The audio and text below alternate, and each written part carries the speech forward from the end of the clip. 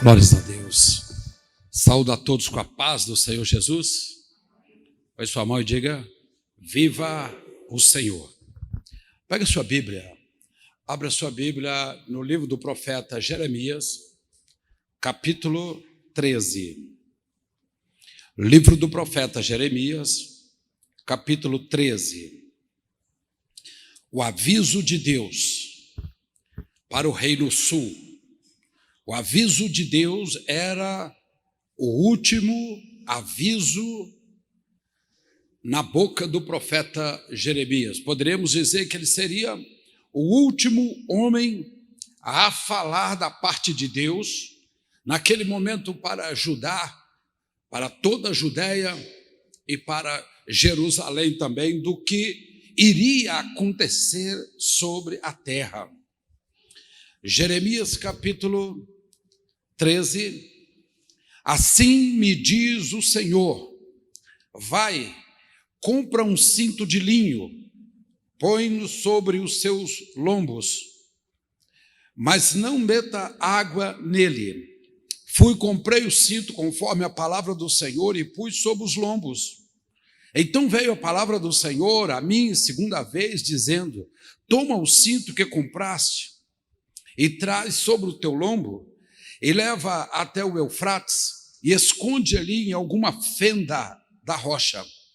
Eu fui e escondi o cinto junto ao Eufrates, e o Senhor me havia ordenado assim.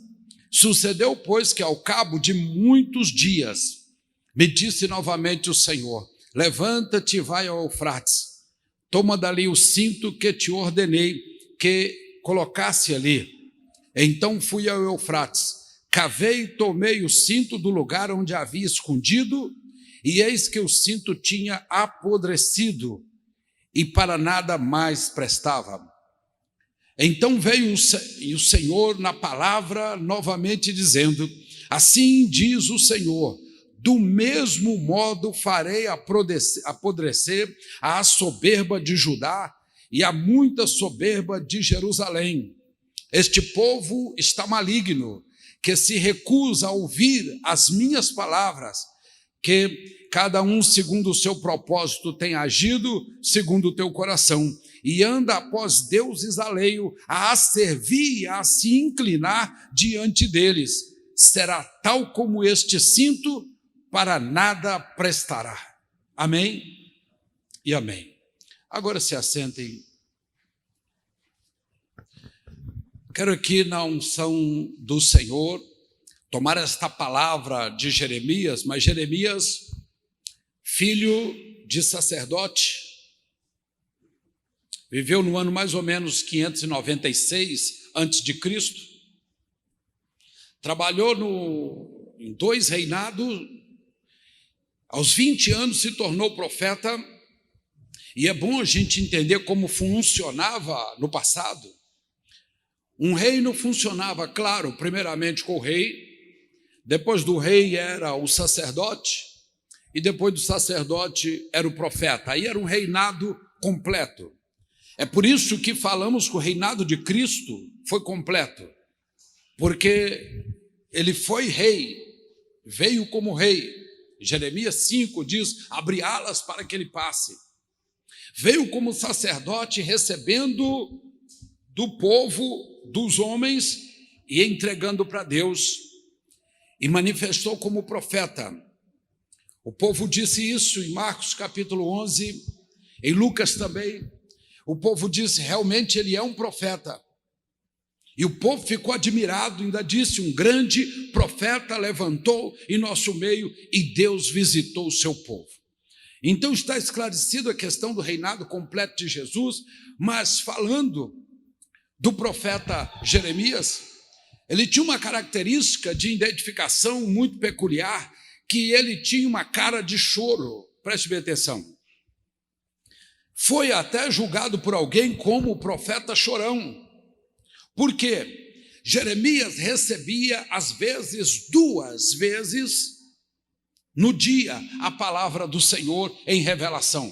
Era comum? Não. Era comum mais ou menos no nosso relógio aqui, 4, 5 horas da manhã, era comum dos profetas receberem as visitações das palavras, mas não era comum todo o dia estar recebendo, primeiro, porque eles não tinham o Espírito Santo dentro deles, como nós temos hoje. Eles recebiam a visitação do Espírito e Deus falava, e depois Deus se recolhia no seu trono.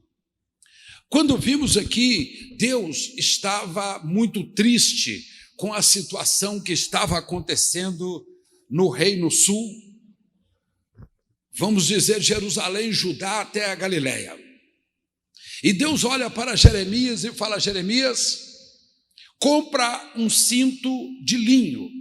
Vamos entender aqui. Certa feita, Jesus sai da Galileia para ir a Jerusalém.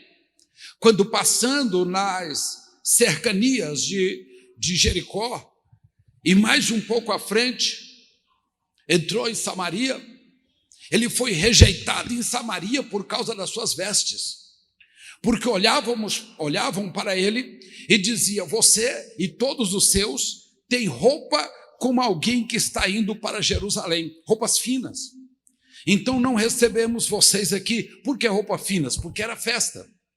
Se Deus tivesse falado com Jeremias para falar em Tiberíades, por exemplo, na Galileia, Magdala, Cafarnaum, Nazaré, as cidades que compõem o reino na Galileia, provavelmente ele teria falado assim: compre um cinto de couro, como era o cinto de Elias, como era o cinto de João Batista, um cinto largo, bem amarrado ao lombo, bem apertado, porque assim há a condição de pegar um peso maior e também para pendurar as armas de guerra, inclusive o alforje, que também é. Mas como Jeremias estava profetizando acerca de Judá e de Jerusalém, disse o Senhor: vai e compra um cinto equivalente ao lugar que eu quero profetizar. Compra um cinto de linho branco, de linho fino. Vá lá e compra e ponha no seu lombo e ande por todos os lados e faça ser visto. Deixa que todos vejam você usando este cinto de linho fino, branco. E Jeremias disse: o Senhor me disse assim a primeira vez, e eu fui e obedeci. Existe algo muito bonito. Falamos muito nos dias de hoje acerca dos acontecimentos que nos cerca a nossa nação. Falamos muito em lealdade, falamos muito em fidelidade para com, seja quem for. Mas quando olhamos esses dois atributos que se constroem, podemos usar uma coisa mais forte: a obediência quebra todos os tipos de maldição. Quando falamos maldição dentro de igreja, ou próximo a alguém que manifesta a fé cristã, imaginamos assim, uma guerra contra o diabo.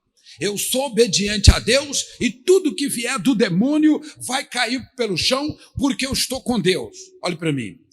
Tudo bem, vamos imaginar que isso seja uma porção de verdade, um pedaço da verdade do todo, que é a questão da obediência quebrar a maldição. Por quê? A nossa vida não é só igreja.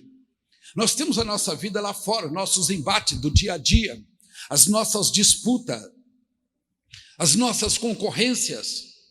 Nós temos lá fora o nosso ganha-pão. Nós temos que defender e, segundo a nossa fé, nós ainda temos que ajudar. Então, quando o Senhor diz a obediência quebra todo tipo de maldição, exatamente Jeremias não pergunta para Deus: ó Deus, por que eu tenho cinto de couro? Por que eu tenho que comprar um cinto de linho? Hoje, quase 3.000 anos depois, é fácil de nós analisarmos que o cinto dele era porque ele estava profetizando, vamos falar assim, na zona sul, do lado sul de Israel, que era Judá e Jerusalém, onde ficavam os nobres, onde ficavam os empresários, onde ficavam os reis, os sacerdotes. Então, ele estava profetizando, o Senhor diz: coloque um cinto equivalente àquilo que eu quero falar e fazer e alertar o povo. E ele fez. É muito bonito quando você vê a obediência de Jeremias sem perguntar, porque o homem, na maioria das vezes, ele é questionador. O homem questiona e às vezes faz 10 perguntas para obter uma resposta, e eu continuo ainda depois de 35 anos de fé, eu ainda continuo na mesma ideia, que uma boa pergunta não cabe resposta. Mas o homem faz 10 perguntas e ele questiona tudo, e Deus responde todas, e no final ele ainda não obedece a Deus. Jeremias, ele dá uma aula de obediência aqui, mesmo que a coisa ainda esteja sem foco, mesmo que esteja assim um pouco obscura, mas você sabe que veio de Deus, ainda não está explicativa aquilo que você precisa, você decide por conta própria obedecer. Foi isso que Jeremias fez. Senhor, eu vou. Comprou o cinto branco, pôs na cintura, cinto mais ou menos 22 centímetros assim, pegava bem aqui assim, e passeou, como se diz, andou no palácio. Ele tinha acesso livre, onde operava a justiça, a política e a religião, ali próximo ao templo de Salomão, na época em Jerusalém. Então ele tinha acesso livre, por quê? Filho de sacerdote Uquias, um homem fortíssimo na profecia, e agora já profetizando no reinado, falando coisas da parte de Deus. Mas quando Deus chamou Jeremias, ele diz: Jeremias, estou triste. Imagina Deus falando: estou triste, porque tenho visto o pecado do povo de Jerusalém e do povo de Judá nestes dias, obedecendo ao rei. Introduziram outros deuses, costumes, práticas de sacrifício, e estão direcionando aquilo que teria que ser para mim, Deus dizendo, estão direcionando a outros deuses. Eu vou trazer o juízo sobre eles. E Jeremias profetizava. E o povo começou a ficar um pouco irritado. Sabe por quê, irmãos? Quando você encontra alguém que fala que você está certo, você nem quer saber quem é a pessoa, você fica feliz, te traz um ar assim de satisfação, não é? As cores ficam até mais vivas, as coisas parecem que se encaixam mais quando você acha alguém que se alia às suas ideias, mesmo que as suas ideias sejam erradas naquele momento. Mas quando você acha alguém que fala para você: olha, você está errado, o que você fez, ou o que você está fazendo, ou o que pretende fazer, está errado. Eu não posso comungar com você, porque Deus está para um lado e você está indo para o outro. Aquilo traz uma questão ruim, embaça tudo, fica difícil de andar, você não consegue se realizar tanto, vem dores pelo corpo, e você fica querendo sair da presença daquela pessoa com mais rapidez. Mas o profeta vivia no reino, e o profeta todos os dias pela manhã, o profeta chegava e falava: ó rei, assim diz o Senhor, busquei o Senhor nesta madrugada, ou fiquei esperando que o Senhor viesse até a mim na madrugada, e ele trouxe uma palavra.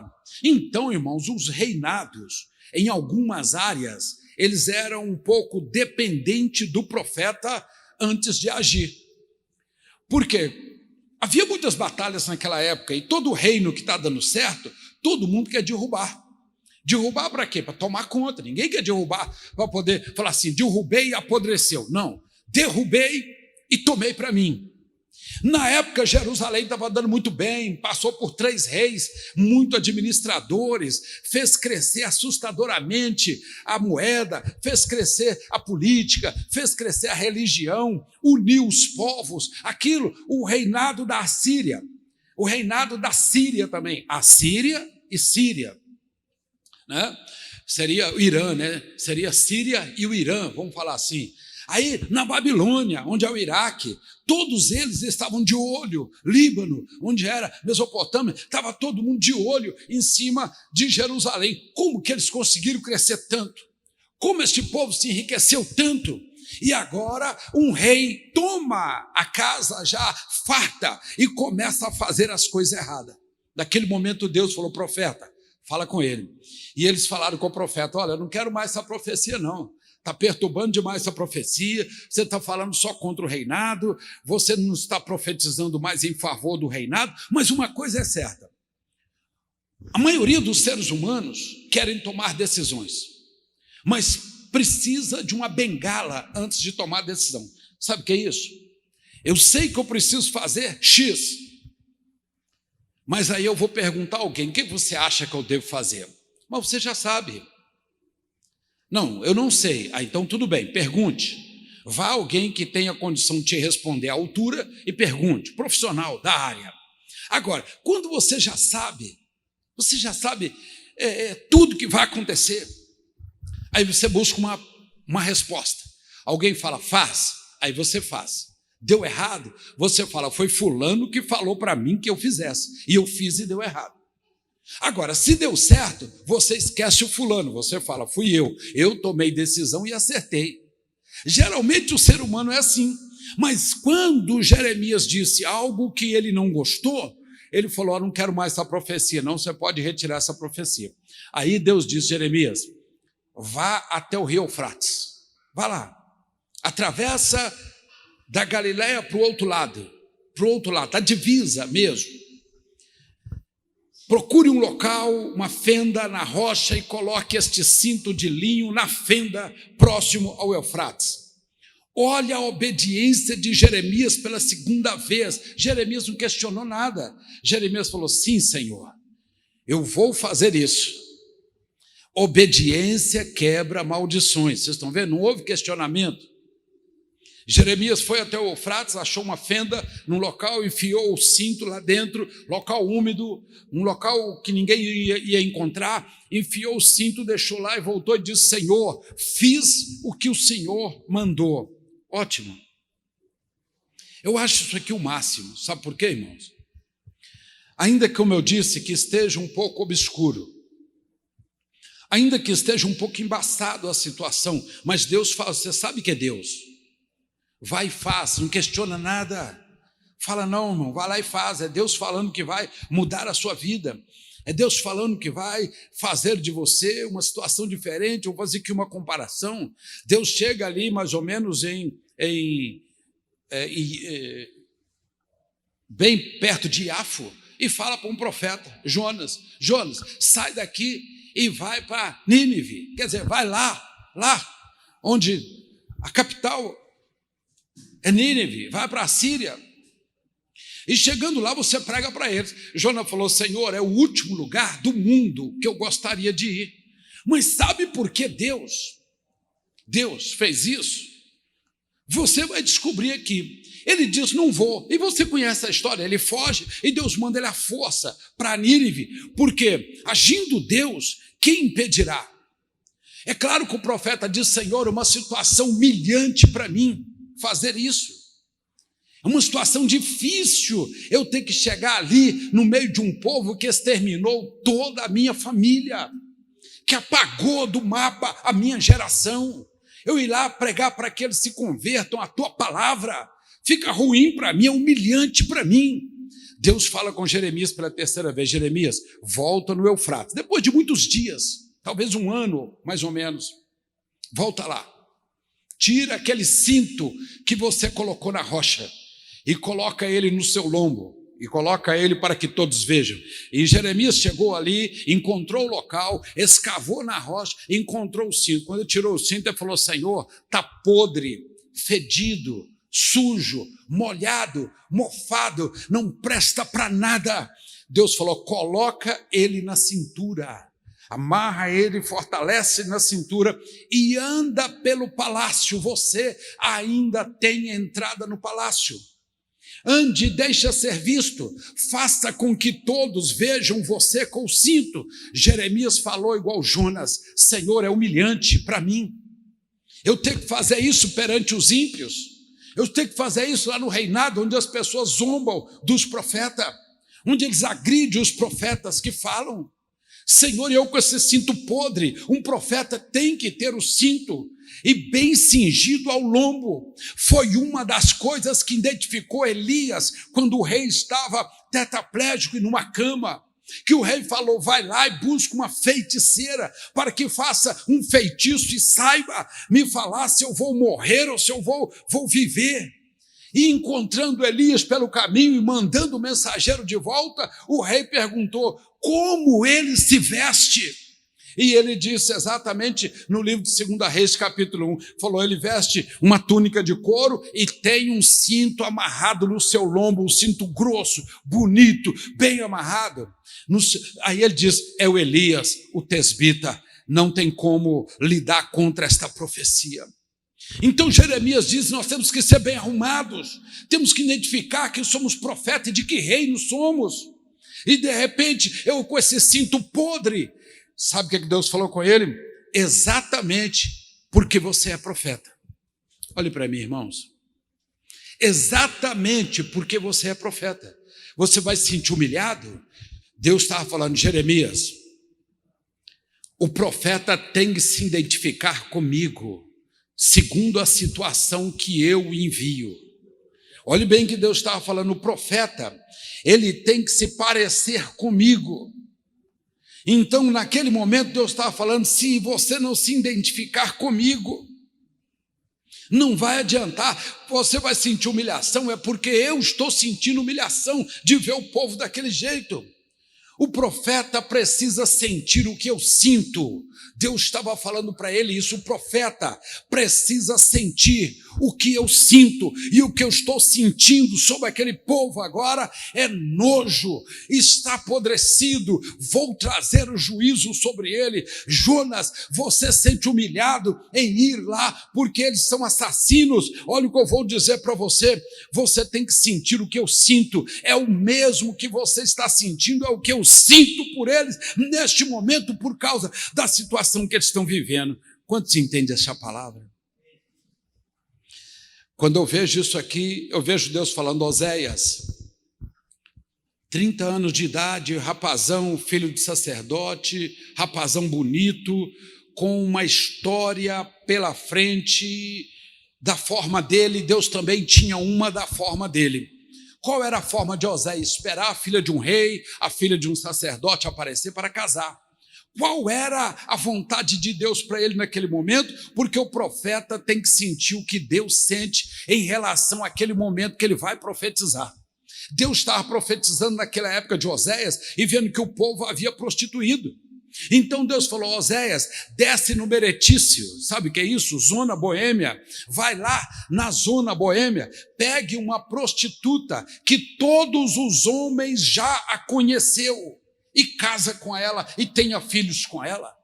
E ele, na hora, é claro que ele obedeceu 100%, a Bíblia diz que ele foi até o prostíbulo e chegando lá conheceu uma prostituta, comprou aquela prostituta para ele e teve filhos com ela. Agora ele ia falar, Senhor, isso é humilhante demais, eu sou profeta. Profeta casa com filho de profeta, profeta casa com filho de sacerdote, mas o profeta precisa sentir o que eu estou sentindo, diz o Senhor naquele momento. Se você sentir o que eu estou sentindo, você vai caracterizar para que eles vejam a minha mensagem através de você. Quando eu vejo Jeremias ir lá, colocou o cinto e começou a andar, as profecias de Jeremias agora engrossaram. As profecias de Jeremias ficaram pesadas, ficaram difíceis às vezes de ser ouvida e rapidamente eles resolveram o problema de Jeremias, tirar Jeremias do palácio. Tira Jeremias, está cortada a entrada franca, ele não tem mais acesso a lugar nenhum no palácio. Jeremias agora, ele está prestes a ser preso. O que é que Jeremias falava?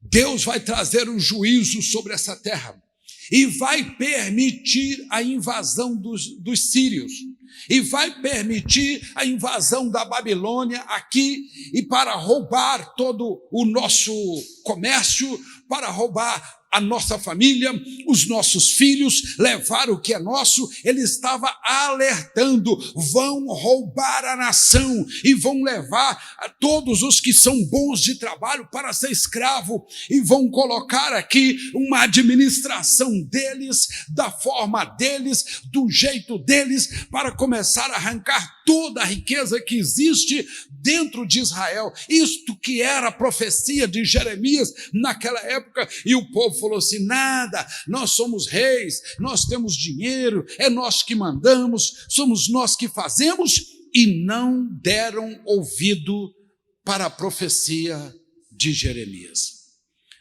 Pastor, em Hebreus 13, 8, uma palavra que se prega muito e se fala muito, porque o Deus é o mesmo ontem, hoje e será eternamente. Nosso Deus mudou, pastor, trocou o Deus. Ele estava vencido, ele estava fraco, ele não estava conseguindo resolver e trocou o Deus. O Deus que nós falamos hoje é outro, não é o mesmo. Deus é o mesmo ontem, hoje e será eternamente. Hebreus 13.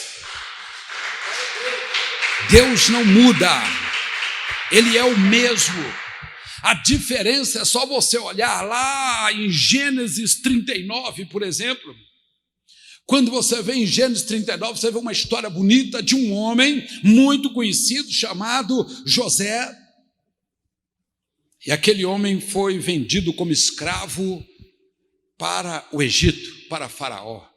E quando chegou ali, a condição dele é de escravo, mas está escrito em 39:2, que chegando José no Egito, olhe bem o que eu vou dizer que está escrito lá: o Senhor estava com José no Egito. É claro que ele chegou observando a riqueza, a beleza, os monumentos faraônicos, as pinturas, as esculturas, ele chegou vendo, falou: na minha terra é tudo diferente. E ele ficou vidrado com tudo aquilo que ele viu, mas ele não perdeu a postura dele. E por falar a verdade, no mesmo texto do 39, mais ou menos versículo 21, mostra agora José preso.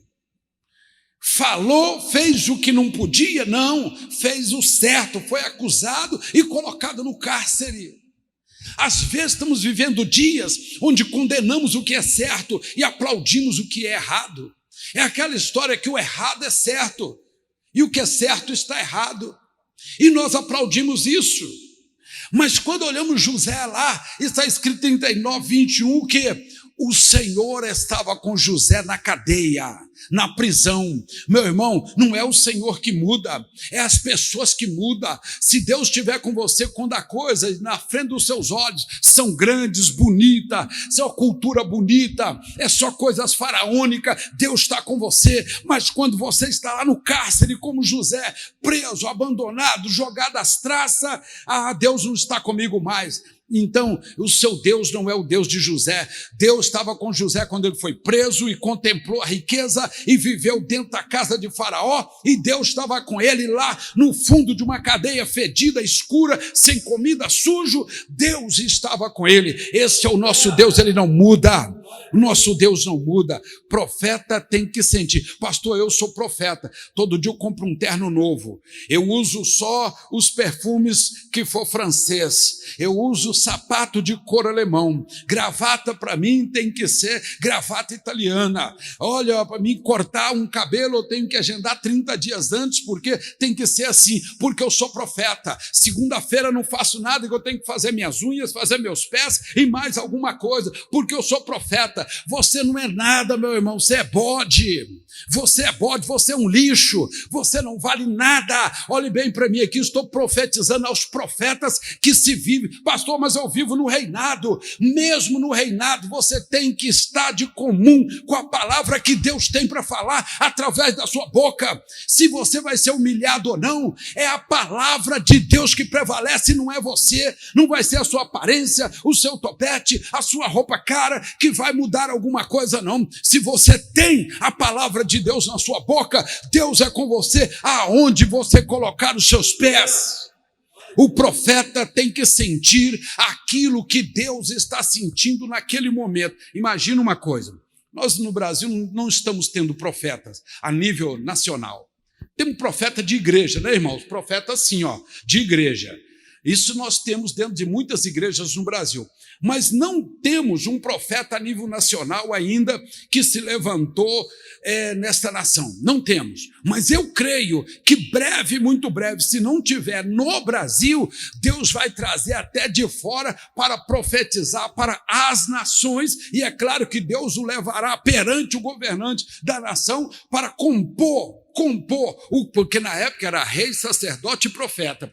Nós temos lá os reis, seriam os presidentes, nós temos aí os padres, os pastores e bispos, que são os religiosos, falta os profetas. Você acha que o profeta vai chegar ali vestindo roupa importada para estar ali? Claro que não. Olha a situação da nação. Olha como está a nação. Ele vai ter que vestir equivalente ao que está ali. Provavelmente vai andar com um andarilho, descalço, sujo, maltrapilho, desarrumado, porque é equivalente àquilo que Deus quer falar. Quantos estão entendendo? Então o profeta nunca chegará ali de carro importado, todo perfumado. Claro que não, porque a situação da nossa nação não está assim. Está desobediente, cultua um Deus que é uma imagem, colocar uma deusa no lugar de Deus, colocar uma imagem no lugar do Deus que é Espírito, enquanto Deus, ele diz que feliz é a nação cuja Deus é o Senhor, cujo Deus é o Senhor. Então feliz é a nação. Por que nossa nação não é feliz? Porque colocaram coisas no lugar de Deus. Agora vem o profeta profetizar coisas boas? Claro que não, meu irmão. Segundo o livro do profeta Jeremias e segundo Hebreus 13, que Deus é o mesmo, o profeta tem que comungar com a vontade de Deus. O profeta tem que sentir aquilo que eu sinto acerca da situação, diz o Senhor dos Exércitos. Viva! Ô pastor, mas nós temos que ajudar. Meu irmão, todas as pessoas que tentaram ajudar a borboleta a sair do casulo, mataram a borboleta. Porque o processo é natural. Se você quer ajudar fulano e quer abraçar o mundo, se você quer fazer com que as coisas todas corram bem, e a Bíblia diz que no final dos tempos não seria assim. Se você quer fazer e tudo, você está ajudando a borboleta a sair do casulo, você vai matar a borboleta, porque tudo tem a hora certa.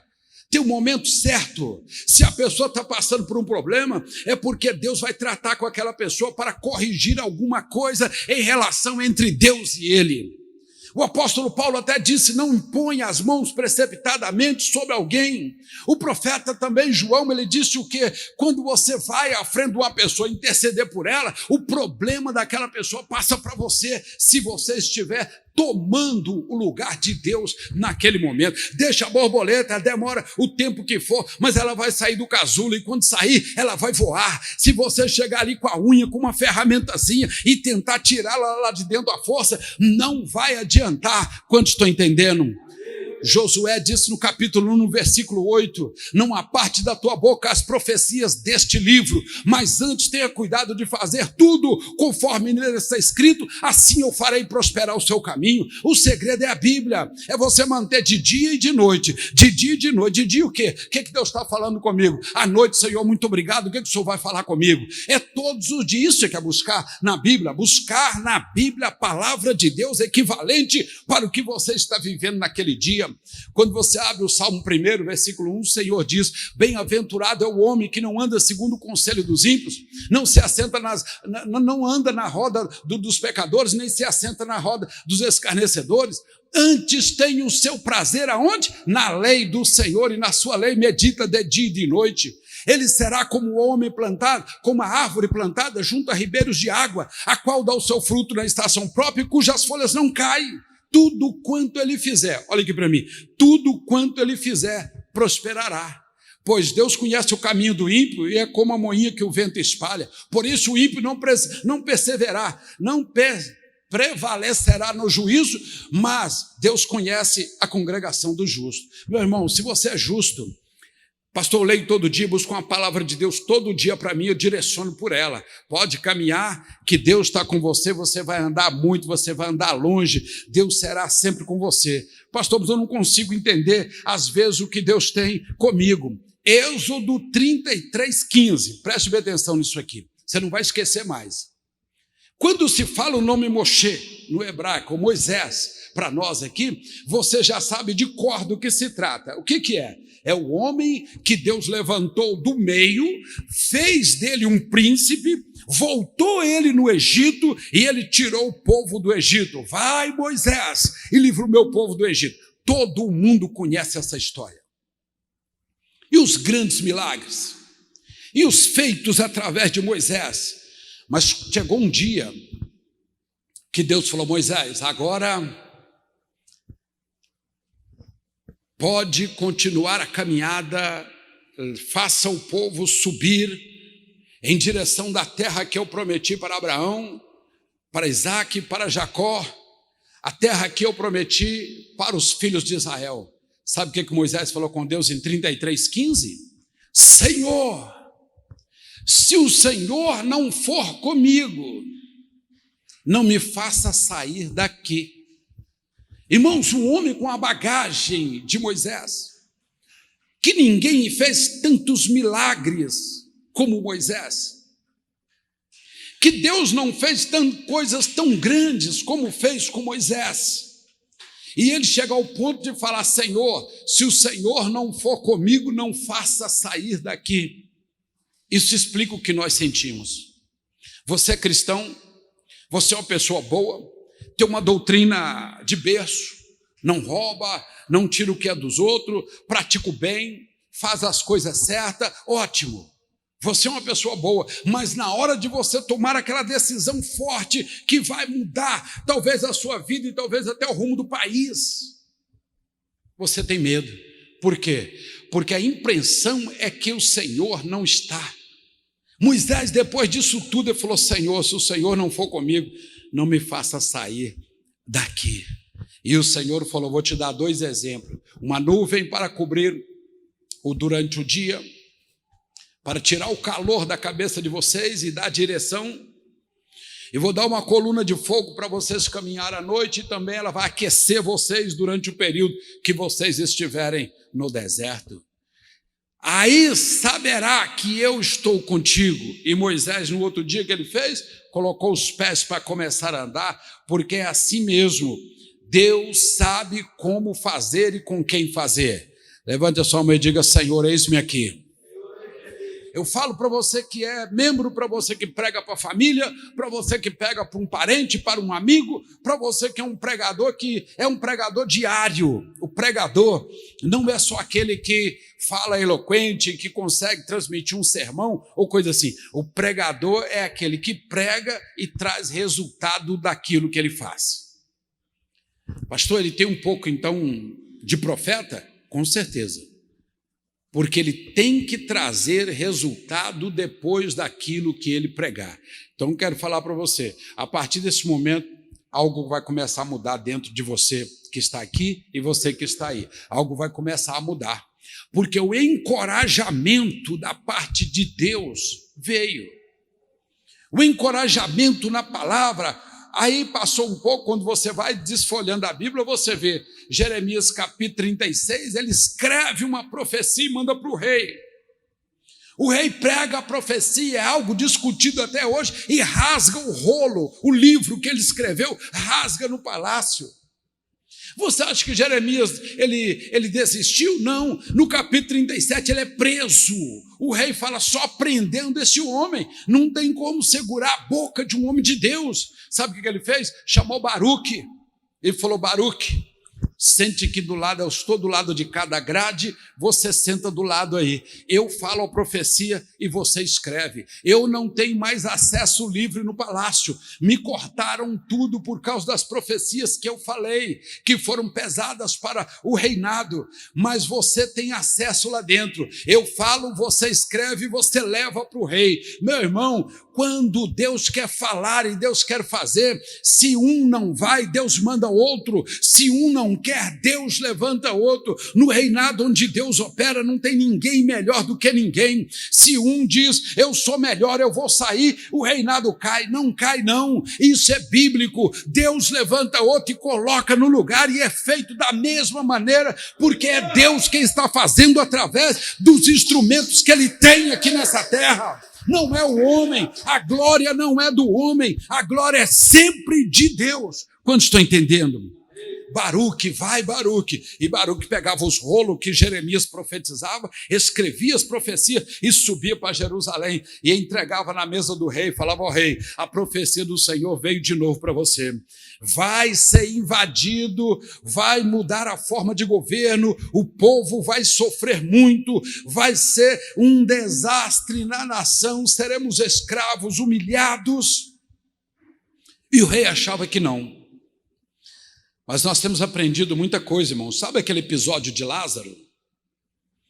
Aquele episódio de Lázaro morreu, foi enterrado, e depois de 4 dias Jesus chegou ali. Uma coisa interessante, quando você abre em João capítulo 11, versículo 25, diante de todos, sabe o que Jesus, olhando para eles, ele diz? Eu sou a ressurreição e a vida. Aquele que crê em mim, ainda que esteja morto, viverá. Por que eu estou dizendo isso? A situação parece que não tem mais revertério, não é verdade? Morreu, já acabou, viramos página, não tem mais jeito. O Senhor disse depois de 4 dias, Ele disse isso.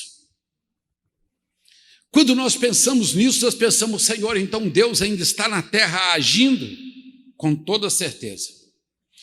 Marcos capítulo 4, versículo 41, o povo analisando os feitos de Deus daquela época. Marcos diz assim, e sentiram um grande temor e diziam, este verdadeiramente é filho de Deus. Às vezes precisa de ter a testificação, precisa de ter um momento sagrado para que você saiba que é Deus. Eu estou falando a nível de nação, mas estou falando a nível pessoal também. Nós não somos somente o nosso trabalho, as 8 principais horas, as melhores horas do dia, você gasta trabalhando. É por isso que o trabalho dignifica o homem. É por isso que nós aceitamos palavras de alguns que passaram antes de nós e disse que trabalho foi uma maldição mandada pelo demônio. Trabalho é maldição para preguiçoso. Mas o trabalho dignifica o homem. E quando olhamos por esse ângulo aqui, mudando um pouco a situação, nós vimos que é bênção. Trabalho é bênção, você gasta as melhores 8 horas do dia com ele. Pastor, mas eu não gosto do meu trabalho. Então sai dele, procura alguma coisa que te dá prazer, porque trabalho tem que dar prazer. Ele não pode ser só para você receber o dinheiro, senão ele é um peso. Você está tirando a cada dia um dia da sua vida, você está diminuindo. Pastor, mas eu preciso do dinheiro. Mas o dinheiro às vezes não compra o remédio, não compra o prazer, a satisfação, aquilo que vai gerar você fazendo outra coisa que paga até menos às vezes. Então, já que você gasta as melhores horas do dia, gasta com uma coisa que te traga pelo menos prazer, porque prazer não se compra. Você fala, eu vou fazer uma coisa que eu vou vender ali, eu vou fazer isso, vou trabalhar, mas eu vou sentir bem. Ótimo, ganha menos, mas fica o dia tranquilo, fica em paz com você mesmo, porque a nossa vida não é só trabalho. Você tem um lado religioso, você tem o Senhor com você em relação à igreja e em relação à sua vida particular. Você tem nesse momento difícil agora, onde o Brasil, o mundo, está passando por esse terrorismo que nós estamos vivendo aí, não pode nem falar, mas você sabe do que eu estou falando, que estamos vivendo. Você é servo de Deus, você caminha de cabeça erguida, sabe por quê? Está escrito em Romanos 12, versículo 21, não te deixes vencer pelo mal, mas vença o mal pelo bem. É isso. O mal está aí? O mal está aí, entrando, batendo na porta de todas as casas. Em Romanos 12, 21, não te deixa vencer pelo mal, mas vença o mal pelo bem. Faça o bem todo dia, o Senhor está com você. E Jeremias continuava dizendo, olha, vai acontecer o pior. E eles diziam, nada, olha lá minha comida, olha minhas roupas, olha minha casa, olha lá o que eu tenho, olha os dinheiros que eu já roubei, olha mais isso e mais isso, dizia eles na administração de Israel naquela época. E Jeremias falava, vai ter um problema, vai ter um colapso, o povo vai ser escravo. E ele dizia, não, estamos todos bem, graças a nós mesmos, que eles nunca iam dizer, graças a Deus, eles não iam dizer de maneira nenhuma. Irmãos, uma coisa é certa, 1 Coríntios 15, 34, concorda com a justiça, mas não peque. Não peque. O Senhor diz, concorde com a justiça, mas não faça dela um instrumento para você pecar. Mas não pequeis, diz o Senhor. Então, Jeremias, o que vai acontecer? Vai ter uma catástrofe? Olha meu cinto, olha como eu estou aqui, meu cinto apodrecido. Foi Deus quem mandou desta maneira. Colocaram no capítulo 37, Jeremias na cadeia, ele continuou a falar. No capítulo 38, falou, não tem jeito, não está podendo matar, porque tem muitas pessoas aqui, ele é profeta, faz uma coisa, joga no buraco, joga na cisterna. Tem razão do profeta ser um profeta chorão, né? Joga na cisterna, deixa ele lá no fundo do poço. E diz a Bíblia que naquele poço tinha lama. E literalmente Jeremias caiu no fundo do poço da cisterna com lama. E todo mundo começou a sair porque a cidade começou a ser invadida exatamente naquele momento. Quem vai agora preocupar em salvar alguém que está no fundo de um poço? O rei já falou, olha, perdi os meus poderes, não posso fazer nada, vocês fazem o que vocês quiserem, agora é casa de mãe qualquer coisa, né? Todo mundo manda, todo mundo faz agora, porque eu já não mando mais, já não faço mais nada. E Jeremias continuou no fundo do poço. Nós sabemos que tem muita gente no fundo do poço, muita gente. Eu não sei como você caiu, como você chegou até ali, mas é o seu caminho para você sair do poço. Sabe? No dia 13 de julho de 95, um fator interessante aconteceu com a gente lá na igreja, pregando normal, como o culto de hoje, chega ali uma família, 2 rapazes, o pai e a mãe. Eu fiz uma leitura neles assim quando cheguei, a nível assim de já espiritual, fiz uma leitura neles, vi que eles estavam carregando um fardo, assim, ó, pesadíssimo. É claro, irmãos, olhe para mim, é claro, somos espirituais, e quem é espiritual sabe que nem tudo é espiritual. Às vezes a pessoa cavou o poço, alertou, deixou um bilhete escrito e pulou no poço. Aí você encontra fulano no poço, ai meu Deus, fulano está no poço, e lá embaixo ele está falando, me deixa aqui que eu estou bem, eu quero viver no poço, eu quero ficar aqui. Mas por isso que não podemos agir. Mas se a pessoa quer sair do poço, nós sabemos o caminho para sair. Essa família chegou aqui, era a família do senhor Germano, 13 de julho de 95. Aí passou o culto, ele falou, pastor, posso conversar com o senhor? Eu falei, pode. Veio da cidade de Itaúna. Eu falei, vamos conversar. No meio da conversa, ele falou, pastor, aluguei uma casa tem 2 anos, porque eu perdi tudo que eu tinha. E eu perguntei, o que é tudo? Às vezes o tudo era uma bicicleta só que ele tinha, não é verdade? O que é o tudo? Ele falou, não, pastor, a gente ia normal, um sítio para fim de semana, nós tínhamos comércio no centro de Itaúna, nós tínhamos casas de aluguéis, e nossa família toda trabalhava, todo mundo tinha renda, e de repente começamos a perder uma coisa atrás de outra e não tem como segurar. Justiça, ação trabalhista, fomos pressionados por pessoas, enfim, tivemos que alugar uma casa. E as coisas dentro da casa andam. O que ele diz? Pode pôr a geladeira aqui, ligar na tomada, que à noite já vai esticando até soltar a tomada e a geladeira escorrega uns 2, 3 metros para dentro da sala. Todo dia. Mas amarrou, colocamos correia na geladeira, pastor. Agora cai as coisas da prateleira. Luz, acende sozinha, água, é aberta todas as torneiras, chuveiro arma. Nós temos que desligar, porque senão arma. Pastor, as coisas têm acontecido na casa dos meus filhos. Nós somos 6 filhos e o casal, 8. Todos desempregados há mais de 2 anos. Não conseguia fazer nada, vivendo às custas de ajuda de um e de outro. E eu sentei com eles, olhei. Na hora que eu olhei, eu falei o nome de 3 pessoas para eles, 3 homens. E ele falou assim, eu conheço os 3 homens, são irmãos. E é um parente nosso, é um primo nosso que mora numa cidade fora de Itaúna.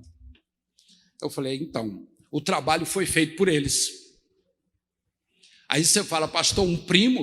Mas o primo quer coisa boa para os outros, não quer? Existem alguns primos que sim, outros não.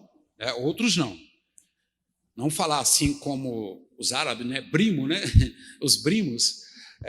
Mas os primos, às vezes, querem o bem, mas às vezes não querem o bem. E ele pagou, irmão, um trabalho na magia negra para destruir por causa de humilhação. Ele se sentiu humilhado. A pessoa, quando se sente humilhado, ele vira um touro, ele vira um monstro, às vezes para fazer coisa errada. Se fosse para fazer coisa certa, tudo bem.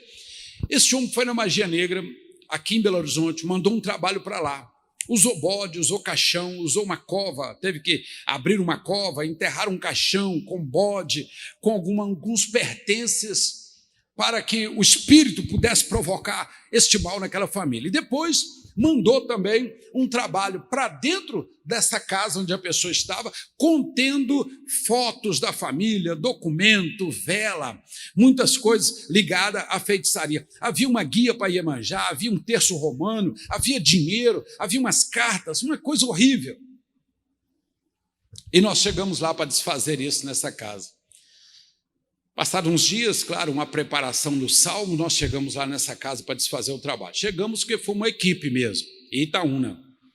E chegamos lá e conseguimos fazer o desmanche dessa feitiçaria na casa do senhor Germano. E houve uma conversão, eles se aliaram a Deus e falaram: Senhor, eu preciso do Senhor, porque nós temos tudo dentro da cabeça, mas não temos como fazer. E Deus profetizou naquele dia para ele que ia chegar uma pessoa que ia aliar a eles, para ajudá-los e automaticamente ia crescer junto com eles. E foi exatamente o que aconteceu. Não sei quem foi a pessoa, não conheço, não é parente deles, é amigos que viu eles quebrando, mas viu que eles eram muito inteligentes, se aliou com eles. Pastor, logo depois, o que aconteceu? Não, falar hoje. Se você chegar lá em Itaúna, os melhores comércios perto da matriz, do posto de gasolina, os melhores comércios ali é tudo deles. Hoje, mais de 20 galpão de aluguel dentro de Itaúna, nas áreas industriais, onde pode ter os galpão ali perando a linha, quase tudo é deles. Por quê? Porque Deus levantou a vida deles, porque foi o demônio que caiu. O demônio derruba, mas Deus levanta. Quantos entendem isso?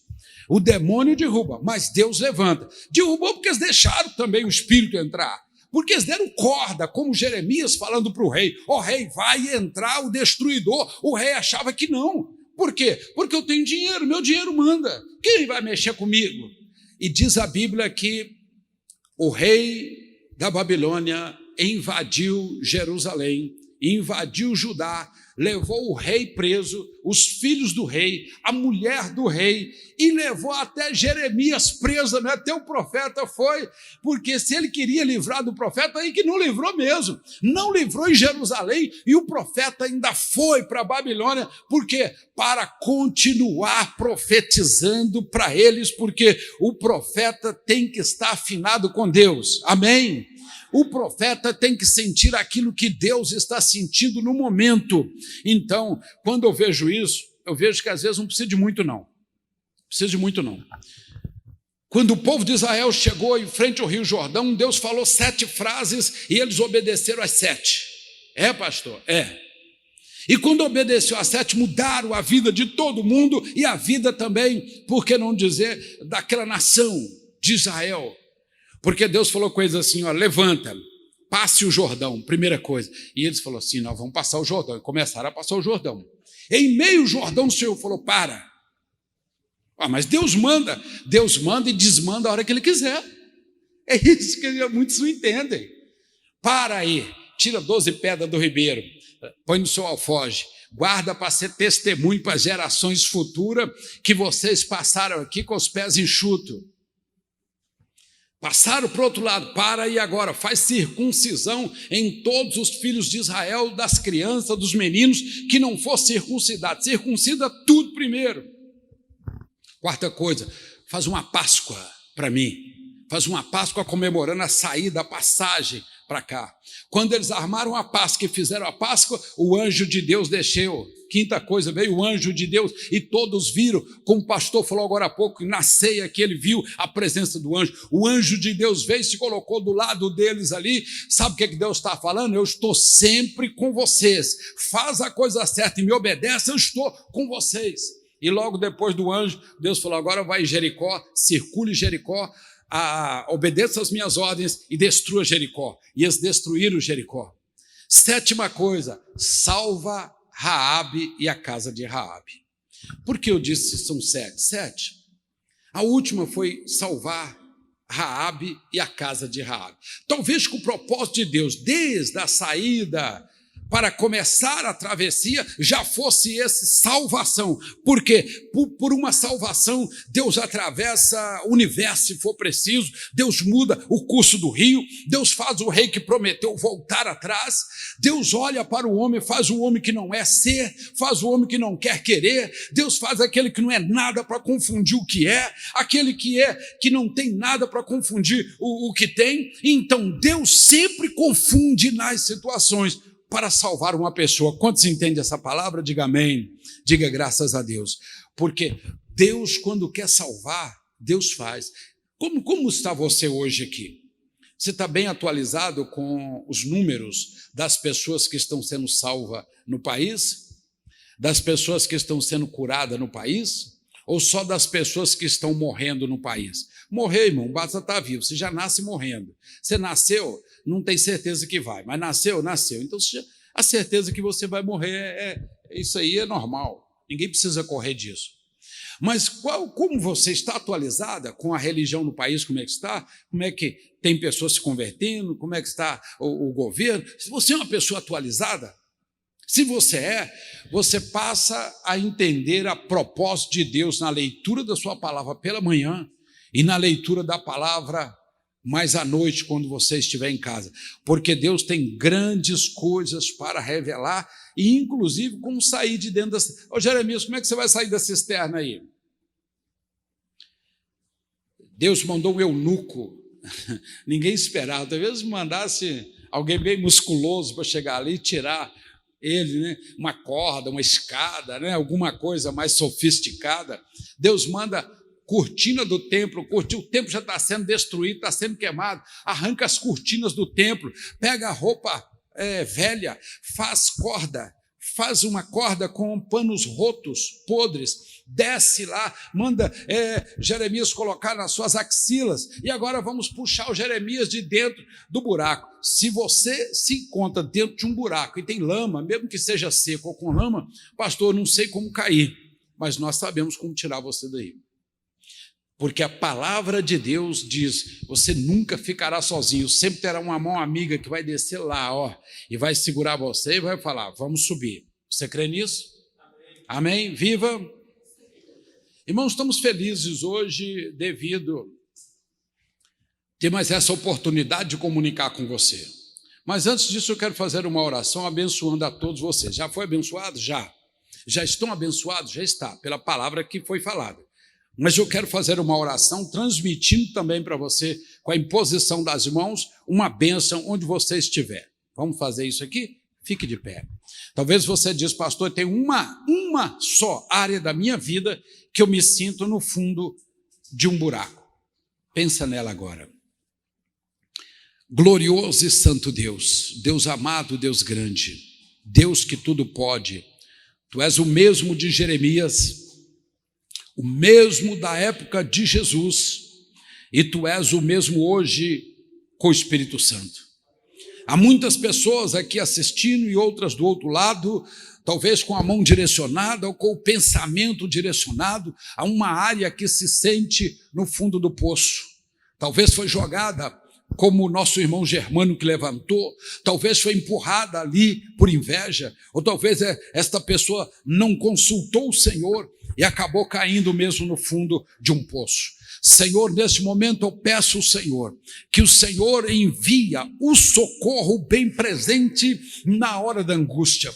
Porque nós tomamos, ó Deus, que da forma que temos feito, temos adorado o Senhor, temos buscado o Senhor, temos conhecido o Senhor, sei que o Senhor está conosco na caminhada, pode hoje ter chuva, ter sol, está bom ou não está, vinha doença ou momento bom, em todos eles sabemos que o Senhor está conosco. Senhor, eu quero abençoar esta pessoa agora, imponho as minhas mãos, mas que não sejam só as minhas, sejam as do Senhor a tocar nesta pessoa onde ele estiver agora. Levanta do fundo do poço, cura esta enfermidade, tira este mal, afasta essa pandemia, afasta, Senhor, esta fase financeira ruim que está sobre a nação. Não deixe esta pessoa passar aperto, não deixe dispor daquilo que um dia o Senhor deu. Faça com que esta pessoa ache pelo caminho certo uma solução para sair do fundo deste poço. Pai, a tua palavra é viva, tua palavra é eficaz, é mais cortante do que espada de dois gumes, é apta para discernir os propósitos do coração, é apta para discernir, ó Deus, as juntas e medulas. Nós cremos, Senhor, que tu és o mesmo Deus, e por isso recebemos esta palavra neste momento, em nome do Senhor Jesus Cristo. E viva o Senhor. Repete comigo: e viva